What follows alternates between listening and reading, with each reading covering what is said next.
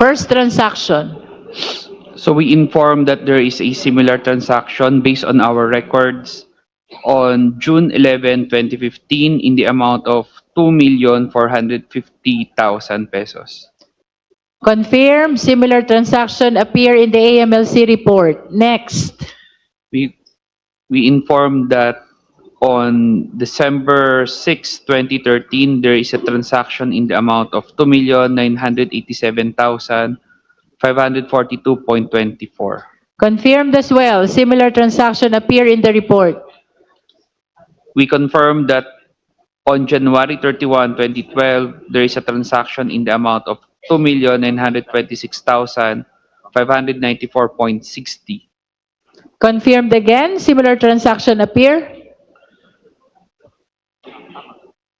We confirm, we inform that on May 19, 2010, there is a transaction in the amount of 2,001,563.86 pesos, centavos. Third transaction is confirmed. We inform that there is a transaction on May 14, 2008 in the amount of 2,114,168.43. Confirmed again. Appearing in the report. So that's the fifth one po, Madam Chair. That's So the the fifth. last for So Annex far we B. have 13 out of 13 transactions randomly selected by the Honorable De Lima, but confirmed to be existing at least as similar transactions in the AMLC report. Ready to continue, AMLC? Madam Chair, may we ask the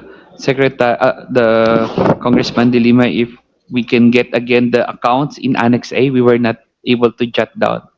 Annex A. Yes po. Also, these are also 5 transactions. Number 9, page 1 of Annex A.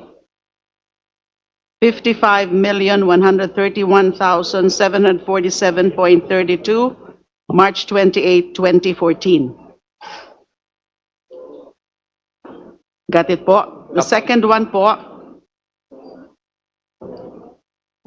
number 16, page 1, 41,721,035.62, October 7, 2013.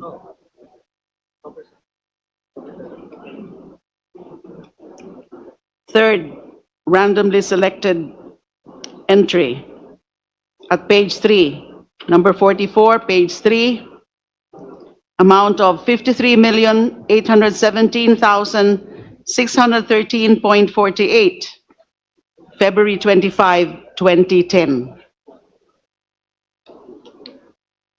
Fourth, at page 4, number 60, amount of 52,485,191.85, April 14, 2009. And the fifth one, also at page 4, number 64, 49,281,009.98, May 22, 2007. 5 randomly selected entries from Annex A, joint account of Rodrigo Duterte and Sara Duterte.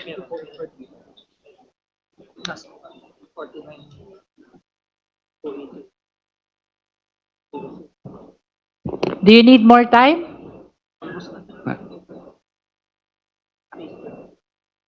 Ready to answer? Yes, Madam Chair. You may proceed. We confirm that for all the dates and amounts mentioned, there are similar transactions existing in the AMLC report. Okay. What annex is this again? Annex Annex A. A. So 5 out of 5 transactions randomly selected by Honorable De Lima from Annex A is confirmed by the AMLC at least that similar transactions appear in their report.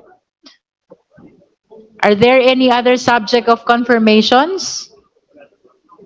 No more. Marami po kasi ito, that's why I just randomly selected 5 from each of the annexes. So in total, how many transactions have been confirmed? There are 4 annexes, so 5 times 4, 20, Plus 3. plus 3. So total no, of no, 23 transactions were subject matter of request for confirmation. Kasama na po doon yung 3, yung sa Yes. Sami Uy. So 20. 23 out 20. of 23. Oh, 18. 18. Sorry po, We just 18 because Annex A, Annex B, Annex H, and Annex I. So 4, 3 times 5, 1 is only 3. So 18. Do you confirm that? Total of 18 transactions? We informed earlier that there are 18 transactions mentioned that Okay. that one we mentioned are existing in our report. So based on for our the report record, 18 out of 18 transactions randomly selected from the annexes of Sinumpang Salaysay of Honorable Trillanes were confirmed by the AMLC at least to the extent that similar transactions appear in their report. That is for the record. Honorable De Lima, do you have further clarificatory questions? Just a manifestation, Madam Chair, so nakita po natin na na-confirm po ng AMLAC yung mga entries na randomly selected from the annexes. At gusto ko ring i-put on record po, Madam Chair, na actually marami po ito. But that's it, because of lack of time, I just opted to ask for 5 from the 3 annexes and 3 from the other annex. Pero marami po. Sa Annex A po, there are a total of 71 entries. Annex B, Annex A, by the way, is Rodrigo Duterte, Sara Duterte bank transactions. Annex B, which is the Sara Duterte Manscarpio bank transactions, a total of 47, 47. Annex H, the master list, the data, the main record, the master, the table of all already of the accounts here would be a total of, wala ho palang nakalagay na mga number kung ilan lahat, but this is medyo numerous po ito. And sa Annex A ho, as Annex I, which is the Samuel Sami Uy payout sa Sara Duterte and family, there are a total of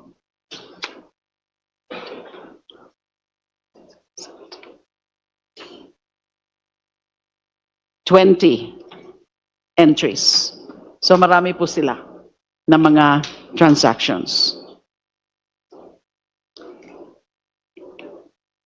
So that is all for me, because this is just a clarificatory questions. I just wanted that those clarified, particularly the confirmation. Very significant po yung pag-confirm nung lahat na randomly selected na entries.